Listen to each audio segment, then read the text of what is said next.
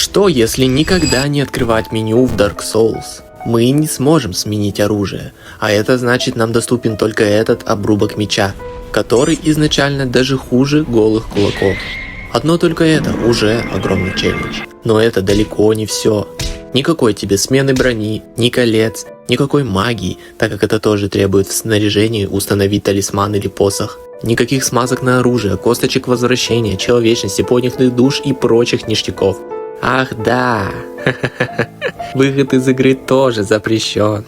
Значит, придется пройти игру за один раз. Самым логичным стартовым классом будет вор, так как у него есть отмычка по умолчанию. А в качестве начального дара, конечно, быстрый бег, то есть черные огненные бомбы, которые нам помогут хорошо стартануть. Тратим 4 на жирнича, затем добиваем оружием, если это можно так назвать.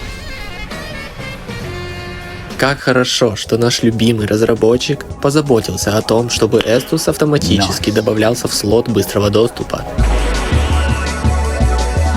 Этот челлендж стал для меня самым сложным из всех, так что досматривай до конца, будет интересно. С помощью отмычки можем пробежать сразу до кузнеца. Правда, в этот раз нет смысла собирать вкусные души по пути, ведь мы все равно их не сможем использовать. Чтобы заточить наш огрызок, придется иным способом заработать денег. Отлично. Этого хватит еще на пару кусков контентита. Неприлично долго бьем ящерицу ради пары больших осколков или обломков.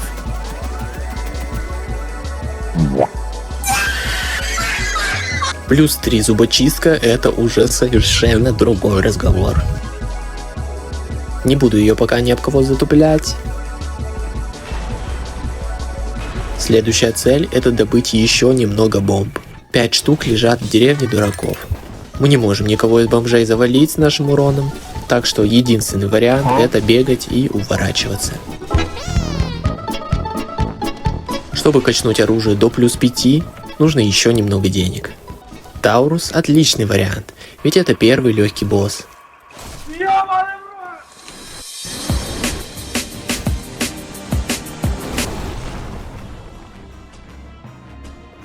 Кажется, я погорячился с челленджем. Бомбы нужно сохранить для боя с горгульями. А ковырять этим огрызком целый час не очень хочется, да и не особо получается, если честно. Поэтому пытаюсь его скинуть с моста. И спустя несколько попыток...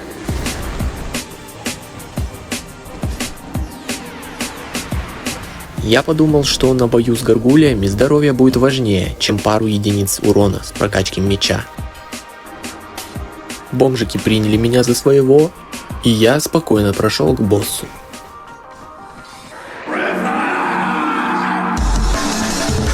План был такой. Первую горгулью зажать у дальнего края и быстренько закидать ее, до того, как появится вторая, чтобы не драться с двумя одновременно. Посмотрим, что получилось.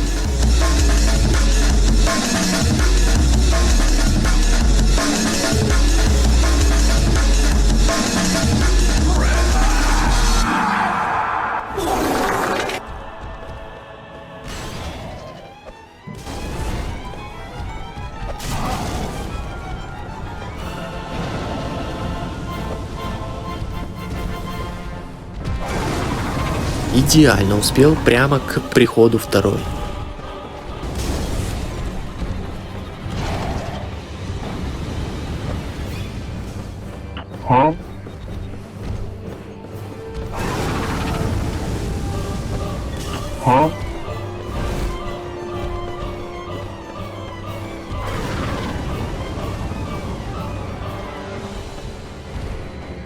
Бомб немного не хватило из-за пару идиотских промахов, но теперь ее можно добить мечом.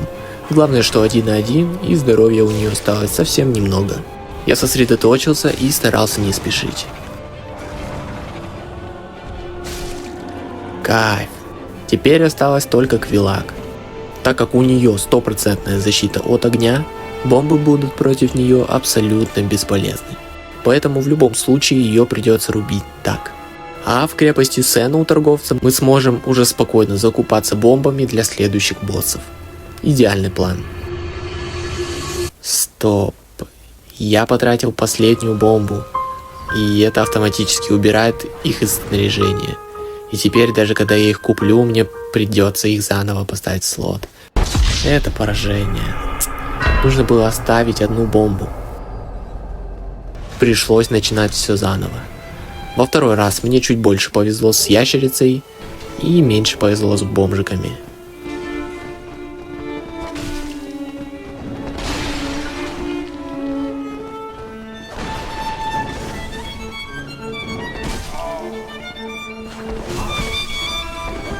Ну а с Таурусом...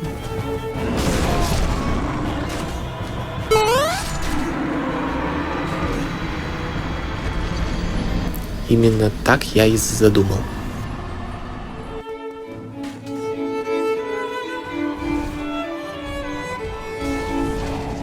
В этот раз нельзя промахиваться бомбами.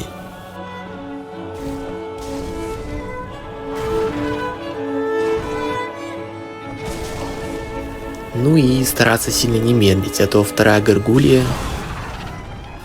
ну вот, пожалуйста.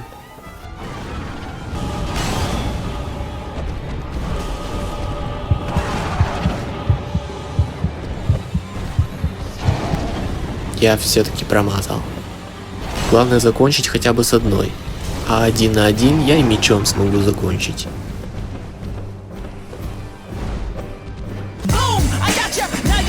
Зато отыгрался на двойном попадании. Остался только один последний бросок.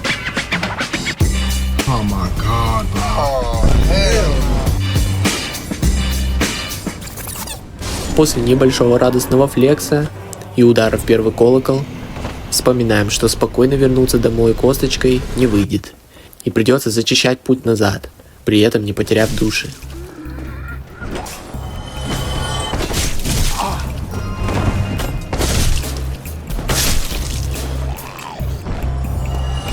Братки не хотели меня пропускать, но я так легко не сдаюсь.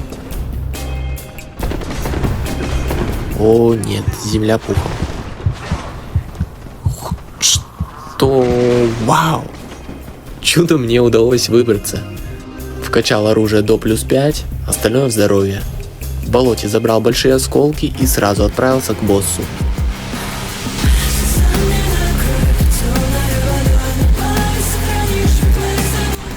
Три единицы урона за удар после прокачки на +5.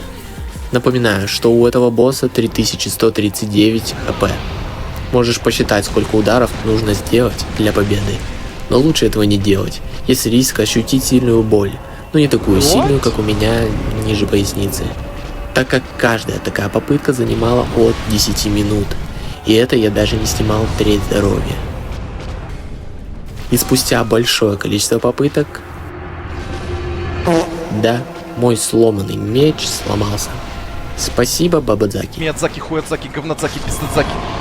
Не теряя надежду, я продолжил биться, нанося меньше урона еще на 1 хп за удар. Но как оказалось, зря. Мне пришлось вернуться к Андрюхе.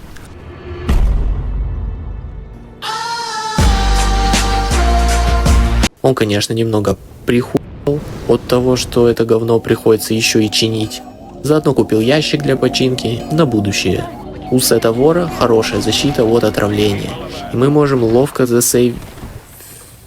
Находясь на арене так долго, ты рано или поздно делаешь ошибки. Одна ошибка снимает большую часть здоровья. Более того, добираясь до арены, травишься от болота, что забирает как минимум 2 эстуса. Иногда, конечно, получается сейвово доходить без отравления, но не всегда, как мы видим. Короче, было потрачено огромное количество попыток, пота на ладошках и жопе, и нервных клеток. Пока, наконец, в одном не очень удачном заходе, когда к середине здоровья у меня уже закончился эстус, мне удалось играть без ошибок, и при этом играя достаточно агрессивно, используя каждую возможность нанести удар. Ведь даже так это заняло 50 гребаных минут.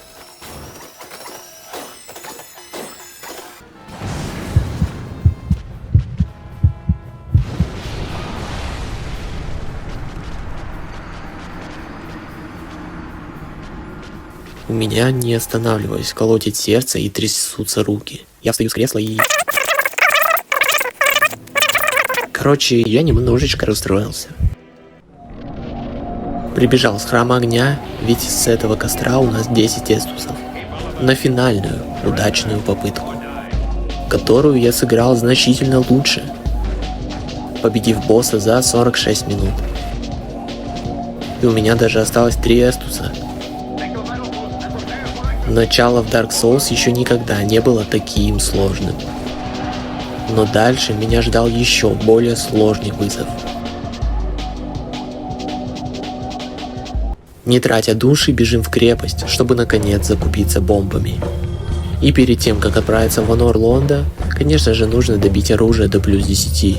Если вдруг закончатся бомбы на одном интересном боссе. Думаю, ты догадываешься на каком. Поэтому, конечно же, нужно убить Капру. Без нормальной брони с балансом и без нормального оружия. Даже на бомжей я не могу тратить бомбы, потому что если не завалю босса и обосрусь, что скорее всего и случится, может даже и на вторую попытку не хватить бомб. Поэтому keep rolling.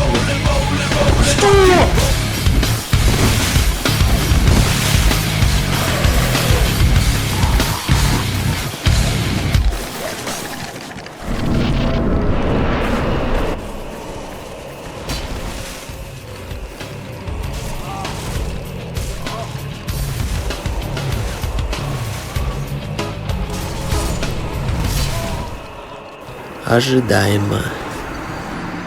Нужно попробовать сразу бросить собаку.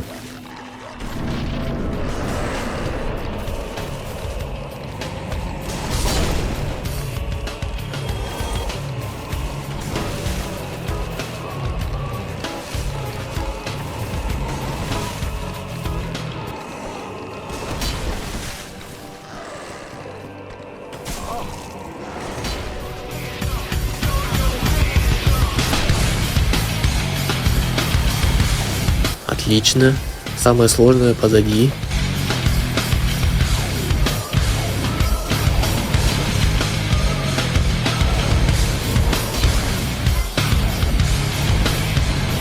Ой-ой.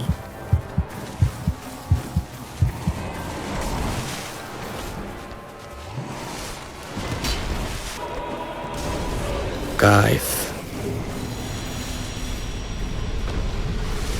О, найс. А как мне выйти отсюда? Трехочковый.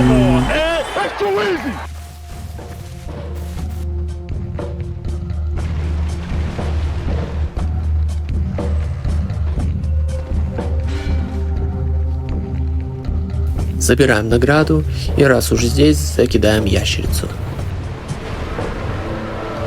Чтобы хоть немного добавить сложности, я решил не убивать мага. Ага, просто меня там крысы захуяли.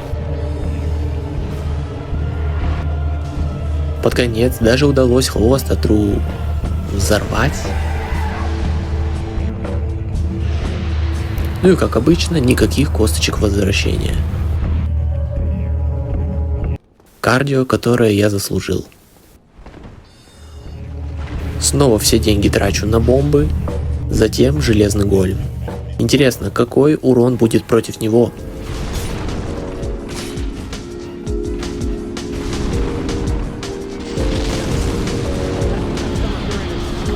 «36 с бомбой». Да, найс. I hate gravity!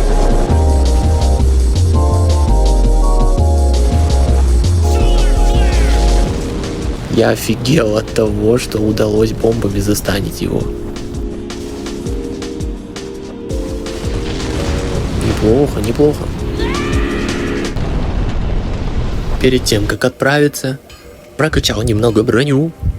Далее забрал доступные обломки у претендентов на главную роль сериала «Ведьмак», когда решат снова сменить актера. Черных рыцарей. Снова вернулся за бомбами и отправляемся дальше. В Родео чувствовал себя еще более беспомощным, чем обычно. Любой моб может легко отправить меня к костру, так как я вынужден экономить бомбы, и у меня мало здоровья.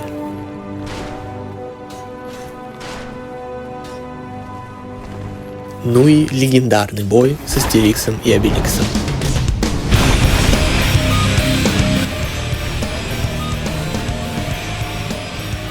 Как обычно, нужно подгадывать идеальное время для атаки. В данном случае для броска. Урон неплохой. Для балбеса, который с первого босса так и не разобрался в управлении и не взял нормальное оружие. Как оказалось, можно достаточно далеко пройти таким образом.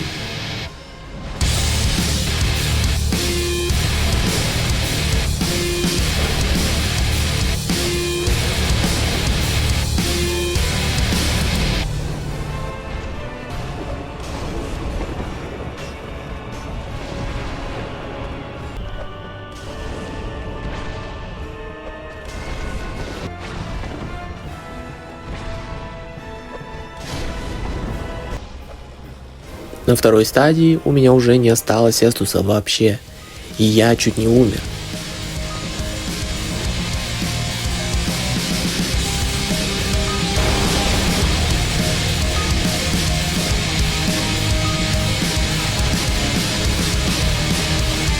Но, к огромному удивлению, мне удалось затащить с первого трая.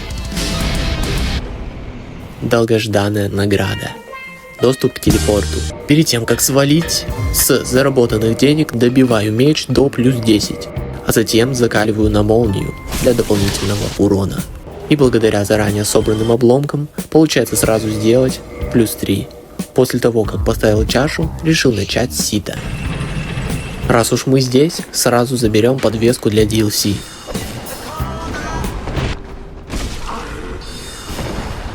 Или не заберем.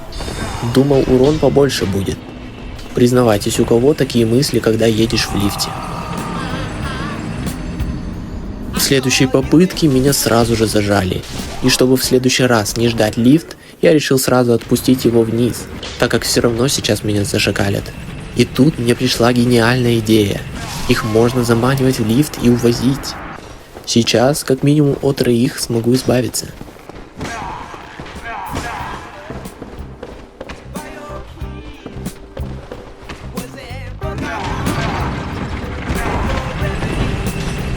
О, а остальных можно подскидывать с обрыва. Гениально. Да, единственная сложность — это лучник. Решил от него спрятаться за стеной и выманивать по одному. Заканчиваю с остальными и, наконец-то, бой 1 на 1.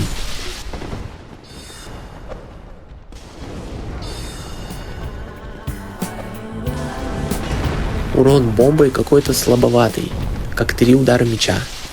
Это хороший знак. Значит, не зря я все-таки качал этот кусок говна. О, блин. Я забыл про гидру и возился здесь полчаса. Это была, по-моему, самая крутая битва с гидрой за все время. С бомбами вообще кайф. Можно даже не дожидаясь ее атаки сносить голову. Главное быть таким же метким.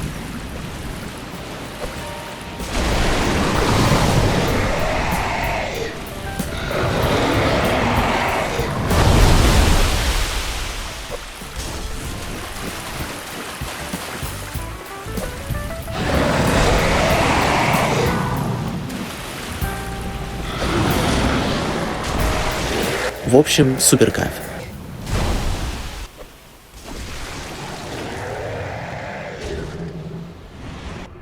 Ага, я не смогу перезайти в игру для появления голема. Придется мудрить.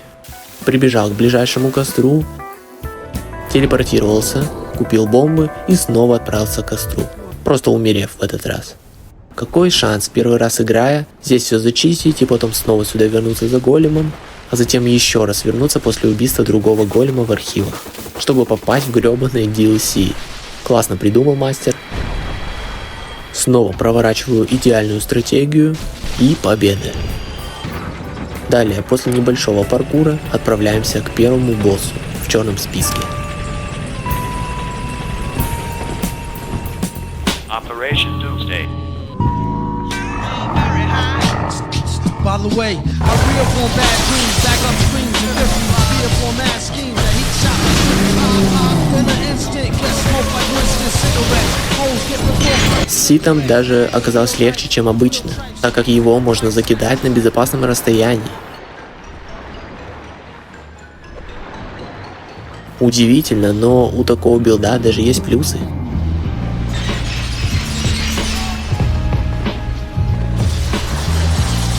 Легчайшая победа. Дальше я решил закончить прокачку оружия. Мы не можем использовать временное проклятие. Придется, как всегда, убегать. Воспользуюсь своим преимуществом, так сказать. Хоть немного компенсирую то огромное потраченное время в начале.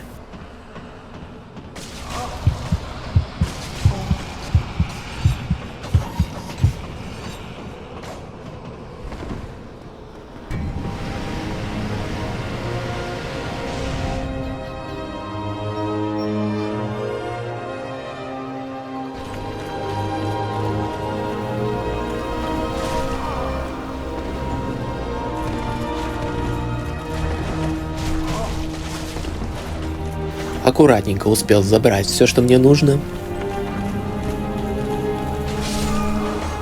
Последний обломок с гиганта, и остался только кусок титанита.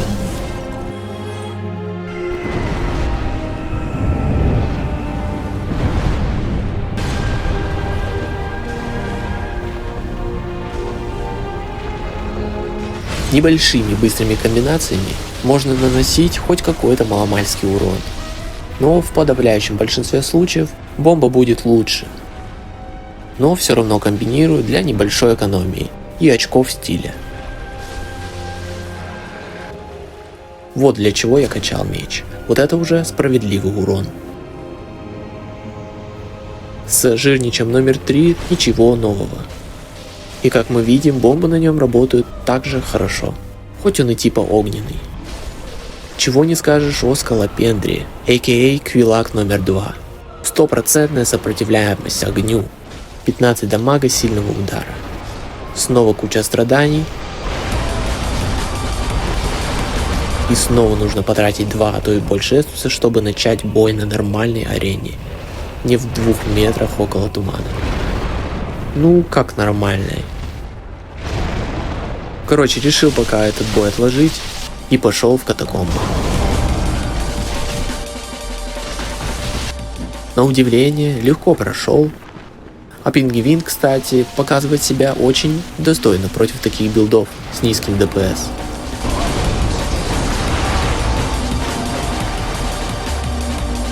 Но все равно изи.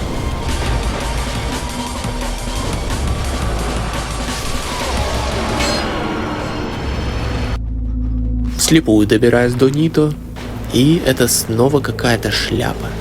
Скелетоны всегда были болью в жопе, но когда у тебя нет баланса нормального оружия и мало здоровья, бой становится чуточку сложнее. Чтобы обезвреживать одного скелета на 10 секунд, нужно бросить 2 бомбы. Но наш герой олимпийский чемпион не по метанию, а по бегу, и пока он кинет одну, другие скелеты быстренько напомнят, кто здесь настоящий босс. Поэтому единственная тактика — это байтить Ниту на атаку по своим братишкам, чтобы совершить пару бросков по нему. Мне удалось как-то зажать их у этого столба, и таким образом я снес большую часть здоровья босса. Но потом они смогли выбраться.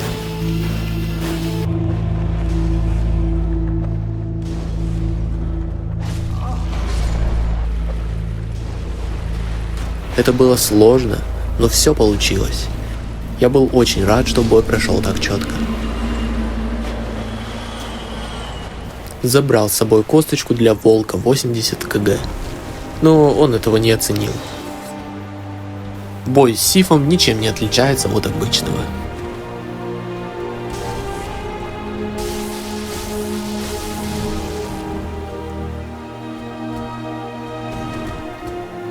Иногда удавалось закидывать даже на дистанции.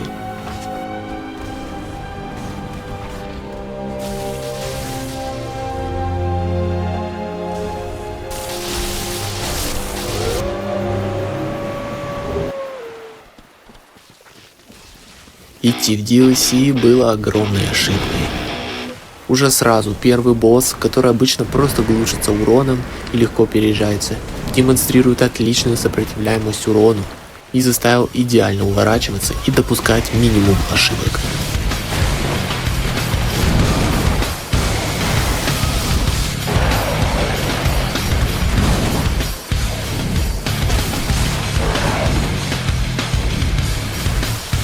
Пару раз даже пришлось фармить на мосту с драконом для бомб.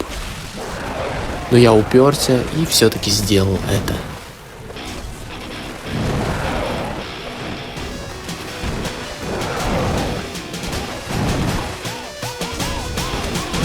Но бой с Арториас...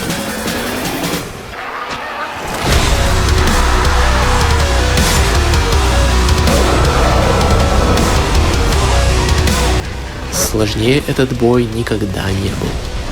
Я и так достаточно хорошо знал его атаки, но этого было мало. Нужно было идеально заучивать все атаки и на протяжении 20-30 минут играть вообще без ошибок. Стоит ли говорить, что было очень много попыток, и каждая попытка сопровождалась фармом с целью купить бомбы на очередной трай.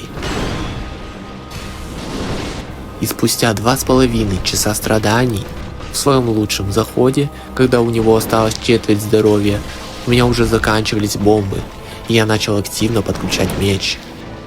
У меня вспотели руки, полная концентрация, но учащенное сердцебиение.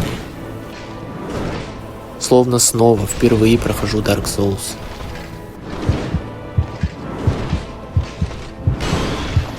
Но даже играя идеально, есть атака, которая не очень справедливо засчитывает урон. И когда ты ушел с линии атаки кувырком, удар все равно проходит.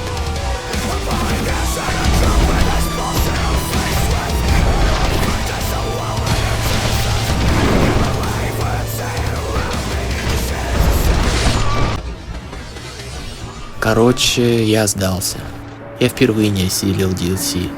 Зная, что впереди ожидают еще 2 босса такие же сильные, со здоровьем в 2 раза больше, и у одного из них значительно выше защита от огня.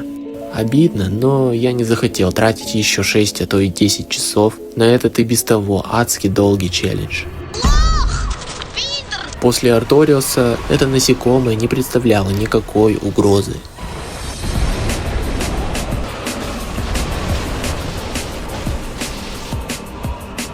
С большим количеством здоровья и стертым в кровь указательным пальцем от закликивания ЛКМ мы побеждаем.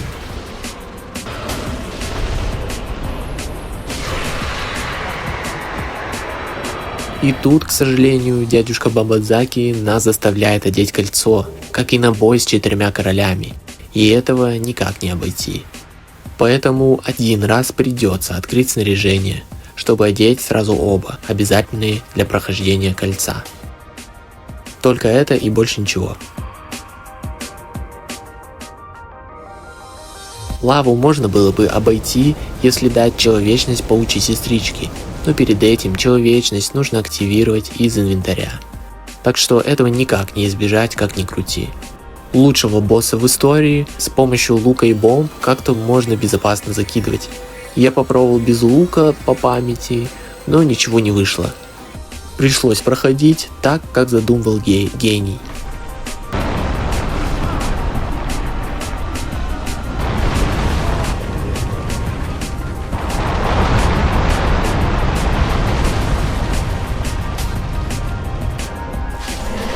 Удивительно, что есть пару боссов, которые проходятся даже легче обычного с нашим билдом.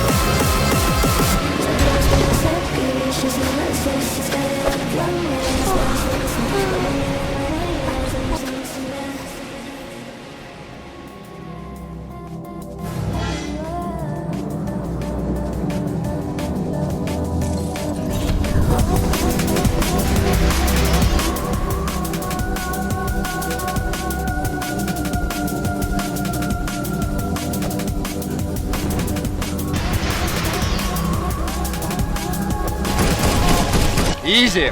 Просто автоснайпер, броня и все.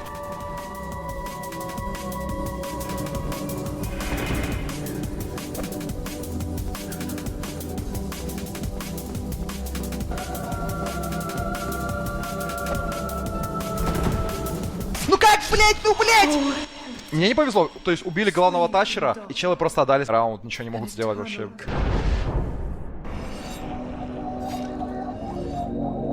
Это последний бой с боссом, который заставил попотеть.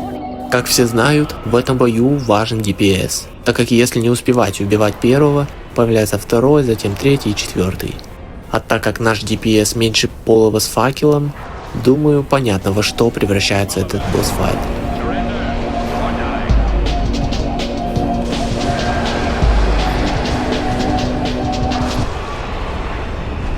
Однако у меня получилось.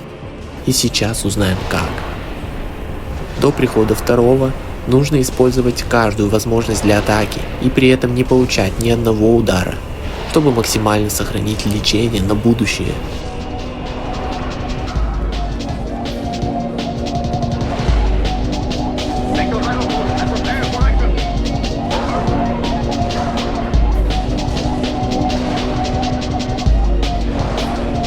А когда приходит подкрепление, нужно держать всех на виду, убегать от магии и контратаковать при удачной возможности.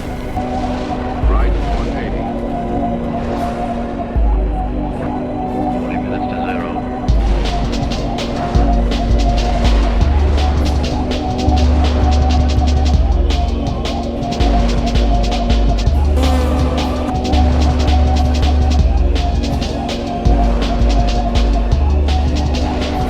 Я даже не заметил, что у меня осталась одна бомба в конце. А потом офигел от этого. Если бы закончились, вряд ли бы удалось доковырять мечом. Так еще и Гвину бы пришлось проходить без бомб, что было бы абсолютным кошмаром.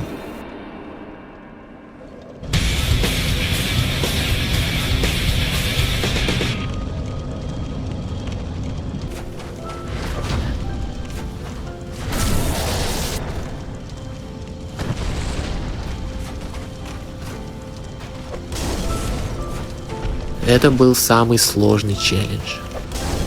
Было много боли, потраченных бомб и нервных клеток, но при этом было очень интересно. И кайфа после прохождения, конечно, тоже было море. В целом я доволен. Если тебе тоже понравилось, не забудь подписаться, поставить лайк и поделиться своим мнением в комментариях.